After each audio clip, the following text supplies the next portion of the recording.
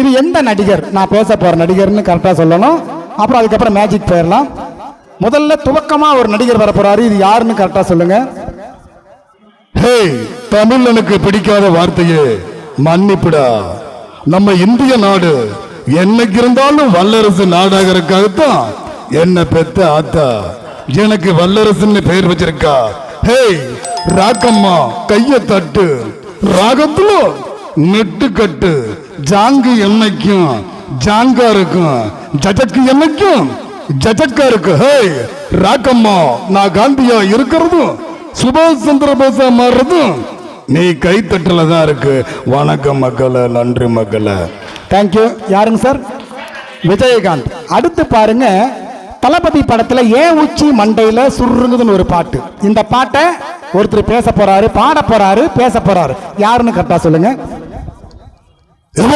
தளபதி ஏன் உச்சி மண்டையில சும்மா குர்ரிபோ ஒன்னல போகையில சும்மா குர்ரிபோ எப்போ தளபதி வளபோ. யாருங்க சார்? மொட்டை ராஜேந்திரன். அடுத்து பாருங்க இதே பாட்டை. தம்பி இங்கே இன்னே செல்து ஜெஸ்ஸி ஜெஸ்ஸி செல்த ஏன் உச்சி மண்டையில தம்பி புரிங்கிட்ட ஒன்னு பார்க்கையில் டே இந்த பாட்டெல்லாம் இன்னைக்கு வர்றது ஆள விடுங்கடா. யாருங்க இது? பிடிவி கணேஷ். அடுத்து பாருங்க இந்த வாய்ஸ்.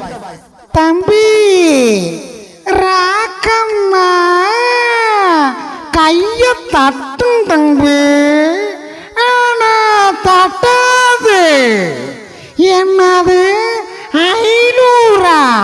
இங்கதானே இருந்தது. யாருன்னு கேட்டீங்கன்னா பேர் தெரியல. என்னத்த கண்ணைய கரெக்டா சொல்லிட்டாரு. அடுத்து இப்போ ஒரு வாய்ஸ்.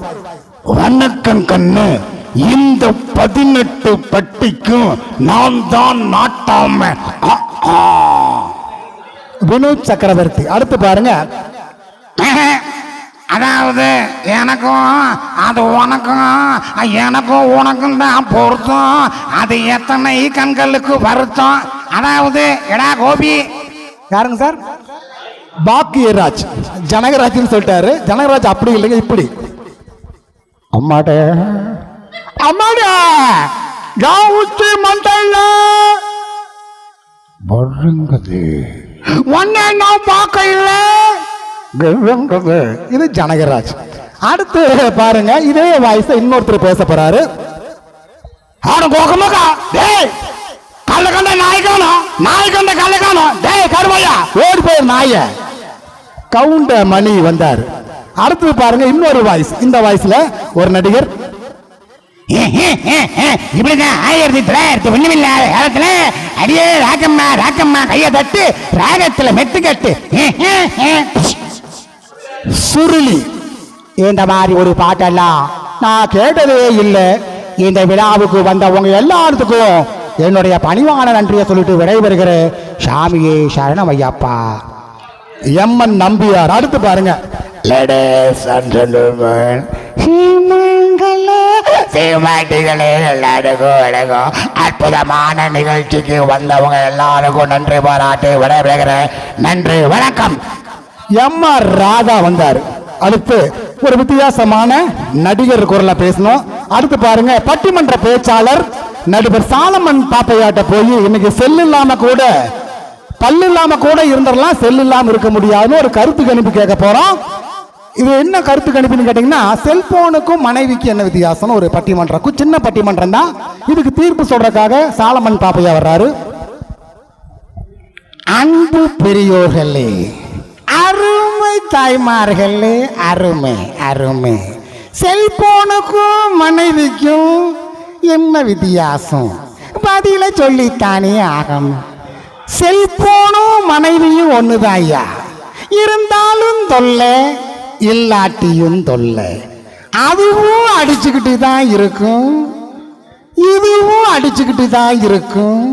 செல்போனை ஆஃப் பண்ணிடலாம், மனைவிய ஆஃப் பண்ண முடியாது. காத்திருந்தா புது மாடல் கிடைச்சிருக்கும், இல்லைன்னா மூக்கு சப்பையா சைனா ராயா கிடைக்கும். அருமை அருமை, கையை தாட்டுங்க. நன்றி நன்றி நன்றி. அடுத்து உங்களை எல்லாம் வியக்க வைக்க மேஜிக். அடுத்து நம்ம நிகழ்வுக்காக பர்ஜர் கம்பெனியிலிருந்து வருகை வந்திருக்கக்கூடிய உங்கள் பலத்த கைத்தட்டலோடு அவர்களை அன்போடு வரவேற்கிறோம்.